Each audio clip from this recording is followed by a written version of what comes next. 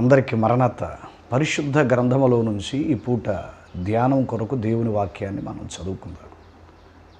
నిర్గమాకాండము 2వ అధ్యాయం 10వ వచనం. ఆ బిడ్డ పెద్దవాడైన తరువాత ఆమె ఫరో కుమార్తె యొద్దకు అతన్ని తీసుకుని వచ్చెను. అతడు ఆమెకు కుమారుడాయను. ఆమె నీటిలో నుండి ఇతన్ని తీసి తినని చెప్పి అతనికి మోషే అను పేరు పెట్టెను. చిన్న ప్రార్థన. ప్రభువా, నీకు వందనాలు. నీ దాసుడు నీ పక్షముగా ఉన్నాడు. ఆత్మ సంబంధమైన మర్మములో తిమిడి ఉన్న నీ కూడా సత్యాలను కొద్దిపాటి వివరమును సవివరముగా మీరు మాకు అందించి ఈ కార్యక్రమాన్ని వీక్షిస్తున్న మా ప్రియ మీ పిల్లలైన వారిని మీరు బలపరుచుటకు ఈ మాటలను అందించమని యేసుక్రీస్తు వారి పేరట ప్రార్థించి వేడుకొనుచున్నాను పరమ తండ్రి, ఆమేన్. క్రీస్తునందు ప్రియ దేవుని పిల్లలారా, ఆసక్తితో ఈ మా కార్యక్రమాన్ని వీక్షిస్తూ ఉన్న మీ అందరికీ మన ప్రభువును మన ప్రియ రక్షకుడునైన యేసుక్రీస్తు వారి ప్రశస్త నామములో నా ప్రత్యేకమైన మరణాత. ఎలా ఉన్నారు? బాగున్నారా? మీరందరూ బాగున్నారని, బాగుండాలని మిమ్మల్ని బట్టి దేవుని దాసునిగా నేను నిత్యము దేవుని సన్నిధిలో ప్రార్థిస్తూ ఉన్నాను. ప్రియులారా, ఈ పూట మన ధ్యానాంశము మోషే జీవితంలో 5 విషయాలు. మోషే సుఖోపవాస దినాల్లో ఉన్నాం కనుక ఈ 40 రోజులు మోషే జీవితంలో ఉన్న మణులను మనం జ్ఞాపకం చేసుకోవాలి. మన వాడుకు చొప్పున మరి ఏడాది మోషే సుఖోపవాస దినాలలో భాగంగా దేవుని వాక్యాన్ని మోషే జీవితంలో ఉన్న 5 విషయాలను మీ మధ్యలోనికి తీసుకురావడం జరిగింది. పిల్లరా, మరి మోషే అనబడుతున్న ఈ మాటకు తెలుగు అర్థం నీటి నుండి తీయబడినవాడు అని అర్థం. దేవదాసయ్య గారు ఒక మర్మం చెప్పారు. నైలు నది నీళ్లలో నుండి మోషే తీయబడ్డాడని బైబిల్ గ్రంథంలో వ్రాయబడింది, కరెక్టే. కానీ ఆ మాట ఆత్మీయ అర్థాన్ని మనం గమనిస్తే కనుక ఇశ్రాయేలుల కన్నేళ్లలో నుండి తీయబడిన వాడే మోషే అని దేవదాసయ్య గారు తెలియచేశారు. పిల్లరా, మరి దేవదాసయ్య గారు నాకు కన్న బిడ్డలు లేరు కానీ కన్నీటి బిడ్డలు ఎందరో ఉన్నారని చెప్పారట. కనుక మరి బైబిల్ మిషన్ వారమైనటువంటి మనం ఈరోజు ఈ స్థితిలో ఉండడానికి కారణం దేవదాసయ్య గారి కన్నీరు. దేవదాసయ్య గారి కన్నీరును బట్టే బైబిల్ మిషన్ వారమైనటువంటి మనం బైబిల్ మిషన్లో ఉండి ఎంతగానో ఆశీర్వదించబడుతూ ఉన్నాం. పిల్లరా, మరి మోషే జీవితాన్ని గురించి బైబిల్ మిషన్ వారమైనటువంటి మనకు తెలిసినంతగా బయట వారికి ఎవరికి కూడా బహుశా తెలియదేమో. అయినా కానీ ఎన్నిసార్లు బైబిల్ గ్రంథం చదివినా, ఎన్నిసార్లు మోషే జీవితాన్ని జ్ఞాపకం చేసుకున్నా కొత్తగానే కనబడుతూ ఉంది. కారణం ఏంటంటే దేవదాసయ్య గారు బైబిల్ మిషన్ వారికి చెప్పిన మాట, క్రొత్త విషయములు లేనిదే క్రొత్త మిషన్ ఎలాగో రావాలి అని అన్నారు. కనుక ఎన్ని సంవత్సరాలుగా ఈ మోషే సుఖోపవాస దినాలలో మోషే జీవితాన్ని గురించి మనం ధ్యానం చేస్తున్నా క్రొత్తగానే ఉంటుంది. కనుక క్రొత్త మిషన్లో మనం ఉన్నాం. మోషే సుఖోపవాస దినాలను ఆచరిస్తున్న మనం సంవత్సరమునకు మించి మరొక సంవత్సరంలో మోషే జీవితంలో ఉన్న క్రొత్త విషయాలు మనం తెలుసుకుంటూ ఉంటాం. పిల్లల, మరి ఈరోజు మోషే జీవితంలో 5 విషయాల్లో మొదటి విషయాన్ని నేను మీ ముందుకు తీసుకురావాలని దేవుని దాసునిగా నేను ఇష్టపడుతున్నాను. ఎందుకంటే 5 విషయాలు చెప్పాలంటే ఇది చాలా పెద్ద అంశం. కనుక కొన్ని భాగాలుగా ఈ 5 విషయాలను మీ ముందుకు నేను తీసుకొస్తాను.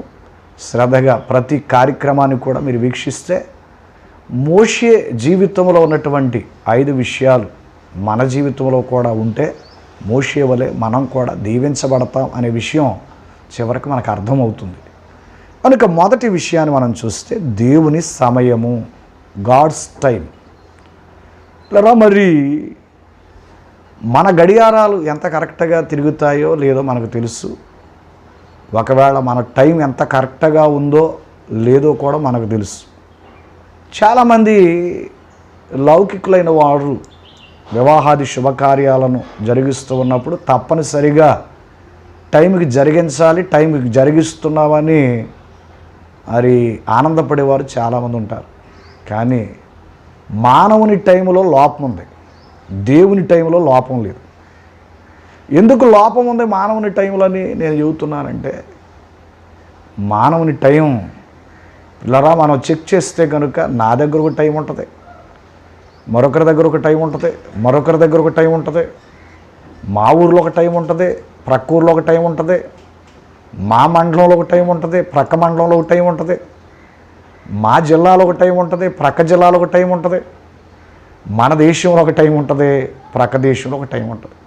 కనుక టయానికి మేము కార్యక్రమాన్ని జరిగిస్తున్నాం, లేదా వివాహం చేస్తున్నాం, గృహప్రవేశం జరిగిస్తున్నామని లౌకికులైన వారు చాలామంది అనుకుంటారు. కానీ ఇలా టయానికి వారు ఏ పని కూడా చేయలేరు, ఒక తృప్తి మాత్రమే. ఎందుకంటే ఆ ఫంక్షన్లో లేదా ఆ వివాహంలో ఉన్న వారి దగ్గర అందరి దగ్గర అన్ని టయాలు ఉంటాయి. ఏ టయానికని మరి పంతులు గారు తాడు కట్టేస్తాడు, ఎవరో ఒక టైం బేట్ చేసుకుని తాడి కట్టేస్తాడు, టయానికి అయిపోయింది, కాపురం చల్లగా ఉంటుందని వారు ఎక్స్పెక్ట్ చేస్తారు. ఇలా మరి ఏది ఆశీర్వాదకరంగా ఉన్నా అది దేవుని చిత్తం అయితేనే ఉంటుంది, దేవుని చిత్తం లేకపోతే ఆశీర్వాదకరం ఉండదు. కనుక పిల్లరా మరి ఈ మాటలన్నీ కూడా నేను ఎందుకు చెబుతున్నానంటే, మానవుని టైం పిల్లరా శుద్ధ తప్పు. మన సాటిస్ఫాక్షన్ కోసం మనం టయాన్ని పాటిస్తున్నాం అనుకుంటాం. కానీ మరి ఒక్కొక్కరి దగ్గర ఒక్కొక్క టైం ఉంటుంది. ఎవరి టైం గొప్పదంటే అందరి టైం గొప్పదే. ఒక సాటిస్ఫాక్షన్ అనేది మానవుడు కలిగి జీవిస్తూ ఉన్నాడు, జీవించాలి, తప్పదు. నేను చెప్పే విషయం ఏంటంటే, దేవుని గడియారం చాలా గొప్పది, దేవుని టైం అంటే సమయం చాలా గొప్పది. కనుక పిల్లరా ఇక్కడ మోషే జీవితంలో 5 విషయాల్లో మొదటి విషయం దేవుని సమయం. పిల్లరా మోషే తగిన సమయమందు దేవునికి సమయాన్ని ఇచ్చాడు. 40 సంవత్సరాల జీవితం ఐగుప్తులో మోషే గడిపాడు. 40 సంవత్సరాల జీవితం మిద్యాను దేశంలో మోషే గడిపాడు. 40 సంవత్సరాల ఇశ్రాయేలీలను అరణ్యంలో నడిపించాడు. కనుక ప్రతి వ్యక్తి జీవితంలో ఒక టైమింగ్ అనేది ఉంటుంది. ఆ టైమింగ్ ప్రకారం మనిషి దేవుని మాట వినగలిగితే ఆ మనిషిని దేవుడు ఎక్కడో ఉంచుతాడు అనే విషయానికి మోషే గారి ఉదాహరణ. 40 సంవత్సరాలు ఫరో ఇంట్లో పెరిగాడు. ఇలా మరి 40 సంవత్సరాలు మిద్యాను దేశంలో గొర్రెలు కాచాడు. 40 సంవత్సరాలు ఇశ్రాయేలు ఐగుప్తు నుంచి కానానుకు ప్రయాణం విషయంలో ఎంతగానో నాయకునిగా ఉండి వ్యవహరించాడు. కనుక ఇవన్నీ మోషే జీవితంలో జరగడానికి కారణం, రక్తమాంసములు కలిగిన మనలాంటి ఒక వ్యక్తిని దేవుడు ఏర్పాటు చేసుకుని ఉన్నతమైన స్థితిలో ఉంచడానికి కారణం. ఎంత ఉన్నతమైన స్థితి మోషేకు దేవుడు ఇచ్చాడంటే, నీవు ఫరోకి దేవుడవు అని చెప్పాడు. ఎంత గొప్ప యోగ్యత చూడండి. కనుక అంత ఉన్నతమైన స్థితిలోనికి మోషేను దేవుడు తీసుకువెళ్ళడానికి కారణం ఏంటంటే, మోషే తన సమయాన్ని దేవునికి ఇచ్చాడు. అందుకే దేవుడు తన సమయాన్ని మోషే పట్ల హెచ్చించాడు. దేవుడు కూడా మోషేకు సమయాన్ని ఇచ్చాడని మనం నమ్మి తీరాలి. కనుక ఈరోజు ఈ కార్యక్రమాన్ని వీక్షిస్తున్న మనం, ప్రత్యేకంగా మోషే సుఖోపవాస దినాలను ఆచరిస్తున్న మనం, మోషేను బట్టి మనం నేర్చుకోవలసిన విషయాలు ఏంటంటే, దేవుని సమయం ఎన్ని పనులున్నా దేవుని పిల్లలమైనటువంటి మనం దేవునికి సమయాన్ని ఇవ్వాలి. కానీ ఇస్తున్నామా? దేవదాసయ్య గారు అన్నారు, సరదాగైనా పరదా వేసుకుని ప్రార్థించు అన్నారు. కనుక దినానికి 24 గంటలు, దశం భాగం తీస్తే 2 గంటల 40 నిమిషాలు. అంటే ఒక క్రైస్తవుడు ఒక దినానికి దేవునికి ఇవ్వాల్సిన సమయం ఎంత అంటే 2 గంటల 40 నిమిషాలు. ఇది సాధ్యం కాదని దేవదాసయ్య గారు సన్నిధి గంట అని చెప్పారు. కనుక ప్రతిరోజు కూడా మనకున్న పనులు ముగించుకున్న తర్వాత ఒక సమయాన్ని పెట్టుకుని ఆ సమయాన్ని మనం దేవునికి ఇచ్చి ఆ సమయంలో దేవుని సన్నిధిలో కూర్చోవాలి. మోషే అలాగనే దేవుడు చెప్పిన సమయానికి ఉదయమున సిద్ధపడి ఉదయమున సేనాయి కొండ పర్వత శిఖరం మీద ఉన్న సన్నిధిలోనికి వెళ్ళాడు అని ఇలా ఈ నిర్గమాకాండంలో రాయబడింది. కనుక మనం కూడా ఈ కడవరి కాలంలో మనం సిద్ధపడి దేవుని సన్నిధిలోనికి వెళ్ళి దేవునికి సమయాన్ని ఇచ్చి దేవుని సన్నిధిలో కూర్చుంటే మనం ఎంతగానో ఆశీర్వదించబడతాం. ఇక్కడ చాలామంది ఆత్మానుసారంగా భక్తిని ప్రారంభించి శరీరానుసారంగా పతనమైపోయిన వారు చాలామంది ఉన్నారు. కారణం ఏంటంటే దేవుని సన్నిధిలోనికి వచ్చిన తర్వాత దేవునికి ప్రారంభంలో సమయాన్ని ఇస్తాం, రాను రాను రాను రాను దేవుని మీద భక్తి తగ్గి పనుల మీద శ్రద్ధ పెరుగుట కారణాన్ని బట్టి దేవునికి మనం దూరం అయిపోతున్నాం. కనుక ఈ కడవరి కాలంలో దేవునికి మనం సమయాన్ని ఇస్తే ఇలా దేవుడు మోషేను హెచ్చించినట్లుగా మనల్ని కూడా హెచ్చిస్తాడు. ఇక్కడ దేవుని గడియారం ఎప్పుడైనా ఖచ్చితంగా ఉంటుంది. ఇలా మరి ఈవేళ ప్రార్థనకు వచ్చిన వెంటనే కార్యాలు జరగాలి. జరగకపోతే కనుక దేవుడు మాకు ఏం చేశాడు అని దేవునికి దూరం అయిపోయి, ప్రార్థనకు మానేసి సంఘానికి దూరం అయిపోయి, లోకంలో కలిసిపోయి లోకంలో ఉన్న పితృ పారంపర్యాచారాలను ఎరిగి ఉండేవారు ఈ కడవరి కాలంలో చాలామంది ఉన్నారు. ప్రార్థనకు వచ్చిన వెంటనే కార్యాలు జరుగుతాయా? డాక్టర్ గారి దగ్గరికి వెళ్ళిన వెంటనే జబ్బు తగ్గిపోద్దా? కొన్ని జబ్బులు తగ్గుతాయి, కొన్ని జబ్బులు టైం తీసుకుంటాయి తగ్గడానికి. కొంతమంది ప్రార్థనకు వచ్చిన వెంటనే దీవించబడిపోతారు, కొంతమందికి ఆలస్యం అవుద్ది. అందుకని దేవదాసయ్య గారు అన్నారు, ఆలస్యమైనంత మాత్రాన అవి నెరవేరవనుకోవద్దు, కాలం పరిపూర్ణ మరి ఖచ్చితంగా నెరవేరుతాయని చెప్పారు. కనుక ఓపిక అనేది ఉండాలి. అందుకే ప్రభు అన్నారు కదా, ప్రభు రాకడ వరకు మీరు ఓపిక కలిగి ఉండుడి అని చెప్పారు. కనుక ఇవాళ ఓపిక లేదు, రెడీమేడ్ కాలం, కంప్యూటర్ కాలం. ఇలా ప్రార్థనకు వచ్చిన వెంటనే అలా కార్యం జరిగితే 4 వారాలు ఉంటాం, 5వ వారం మరలా దేవునికి దూరం అయిపోయి లోకంలో కలిసిపోవడం. కనుక అలాంటి భక్తి మన జీవితంలో ఉంటే ఇలా మనం రేపు దేవుని రాజ్యాన్ని స్వతంత్రించుకోలేము. దేవదాసయ్య గారు అన్న మాట ఏంటంటే, సామాన్య సంఘం ఆత్మీయ సంఘంగా మారాలి, ఆత్మీయ సంఘం రక్షణ సంఘంగా మారాలి, రక్షణ సంఘం రాకడ సంఘంగా మారాలి అని చెప్పారు. కనుక రాకడ సంఘం వరుస కలిగిన వారు ఎన్ని పనులున్నా ప్రక్కనెట్టి దేవునికి ఒక సమయాన్ని ఇచ్చి దేవుని సన్నిధిలో కూర్చుంటారు. జకర్యా తన తరగతి క్రమము చొప్పున దూప సమయమున దూప వేదిక దగ్గరికి వెళ్ళి దేవునికి దూపం వేశాడు, ఎంతగానో ఆశీర్వదించబడ్డాడు. మరి అవస్థాన కాలం వచ్చినప్పుడు పిల్లరా జకర్యా ఎలిజబెత్తును దేవుని జ్ఞాపకం చేసుకుని మరి యోహాను అనబడుతున్న ఒక భక్తుడిని లోకానికి పంపించాడు. కనుక ఈ కడవరి కాలంలో మనం కూడా దేవునికి ఇవ్వాల్సిన సమయాన్ని దేవునికి ఇవ్వాలి. ఇవాళ ఎక్కువ సమయాన్ని సెల్ ఫోన్ దగ్గర మనం పెడుతున్నాం. కనుక ఆ సమయంలో కొంత దేవుని సన్నిధిలో మనం పెట్టగలిగితే, ఆ సమయంలో కొంత దేవుని గ్రంథం మీద మనం ఉంచగలిగితే, ఆ సమయంలో కొంత దేవుని సన్నిధిలో మనం పెట్టగలిగితే దేవుడు మోషేను హెచ్చించినట్లుగా మనల్ని ఇచ్చేస్తాడు. కనుక వచ్చిన వెంటనే ప్రార్థనకి కార్యాలు జరగాలంటే కొంతమందికి జరుగుతాయి, కొంతమందికి జరగవు. దేవుడు మోషే పట్ల ఉన్న తన చిత్తాన్ని జరిగించడానికి ఇలా మరి ఎన్ని సంవత్సరాలు పట్టిందంటే 80 సంవత్సరాలు పట్టింది. 40 సంవత్సరాలు ఐగుప్తులు ఉండిపోయాడు, 40 సంవత్సరాలు మిద్యాన్ దేశంలో ఉండిపోయాడు. పిల్లలు ఎప్పుడైతే దేవుడు మోషే పట్ల తన చిత్తాన్ని జరిగించవలసిన సమయం వచ్చిందో వెంటనే మోషేను దేవుడు ఎన్నుకున్నాడు, పొదలో నుండి మాట్లాడాడు, ఐగుప్తునికి పంపించాడు. మోషే దేవునికి సమయాన్ని ఇవ్వబట్టే మోషే ఐగుప్తునికి వెళ్ళాడు. మనం కూడా ఈ భూలోకం అనబడుతున్న ఐగుప్తులో ఉన్నాం. దేవునికి సమయాన్ని ఇస్తే రేపు మనం పరలోకానికి వెళతాం. కనుక దేవుని గడియారం ఎప్పుడైనా ఖచ్చితంగా పనిచేస్తుంది. ఇలా తొందరపడి దేవుని చిత్తానికి మనం దూరం అయిపోతే మనం శాపగ్రస్తులం అయిపోతాం. కనుక గలతీయులకు రాసిన పత్రిక మనం చూస్తే 4వ అధ్యాయం 4వ వచనంలో ఈ మాట రాయబడింది.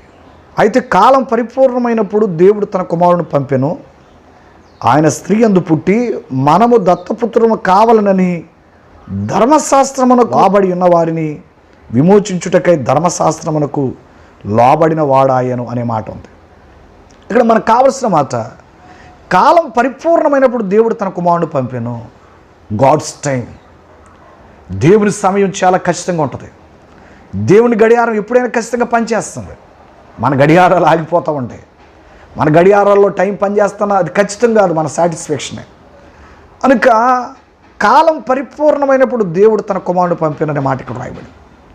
ఆనాడు మెస్సీ రాక్ కోసం దాదాపు 500 మంది స్త్రీలు పైచిలుకు ప్రవచనాన్ని చూచి మెస్సయ్య మా గర్భమున పుట్టాలని ఎంతగానో ఆశపడ్డారట. కానీ కాలం పరిపూర్ణమైనప్పుడు దేవుడు కన్యమరి గర్భము ద్వారా ఈ లోకానికి వచ్చాడు. ఐగుప్తులు ఇశ్రాయేలు 430 సంవత్సరాలుగా బానిసత్వంలో ఉండిపోయారు. బానిస బ్రతుకును విమోచించడానికి కాలం పరిపూర్ణమైనప్పుడు మోషేను, తన కుమారుడైన మోషేను దేవుడు ఐగుప్తునికి పంపించాడు. పిల్లరా, మరి మోషే యేసు ప్రభు వారికి ముంగుర్తుగా బైబిల్ గ్రంథంలో కనబడుతూ ఉన్నాడు. కనుక మరి సమయం అనేది ఖచ్చితంగా ఉంది. పిల్లరా, ఏ సమయంలో ఏ మనిషిని దేవుడు ఎలా హెచ్చించాలో దేవునికి మనం సమయాన్ని ఇవ్వగలిగితే దేవుడు హెచ్చించి తీరుతాడు. ఈరోజు మనం నేర్చుకుంటున్న మోషే జీవితంలో 5 విషయాల్లో మొదటి విషయం దేవుని సమయం. దేవుడు మోషే పట్ల తన చిత్తాన్ని జరిగించడానికి అమ్రాము ఎకేబేతుల గర్భం నుంచి లోకానికి పంపించాడు. పిల్లరా, మరి దేవునికి మోషే సమయాన్ని ఇచ్చాడు. దేవుడు మోషేకి సమయాన్ని ఇచ్చి తగిన సమయం వచ్చినప్పుడు ఐగుప్తునికి పంపించాడు. ఫరో ఎదుట 10 అద్భుతాలు చేయించాడు. మొదటి నెల దశమ నాడు పస్కా పండుగ మరునాడు రామశేషనబడుతున్న ఆ ప్రాంతంలో నుంచి ఇశ్రాయేలును కానాను బయలుదేరదీశాడు. చివరిగా నేను చెప్పే విషయం, లోకానుసారమైన పరిపాట్లకు మనం సమయాన్ని ఇస్తున్నావా? లోకానుసారమైనటువంటి మరి విషయాలకు మనం సమయాన్ని ఇస్తున్నామా?